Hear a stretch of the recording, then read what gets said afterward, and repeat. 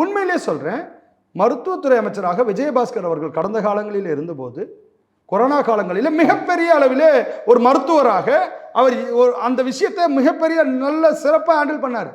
எடப்பாடியும் நல்லா, எடப்பாடி அவர்களாக இருக்கட்டும், விஜயபாஸ்கர் அவர்களாக இருக்கட்டும், உண்மையாகவே வந்து சிறப்பாக அவர்களுடைய பணியை செய்தார்கள்.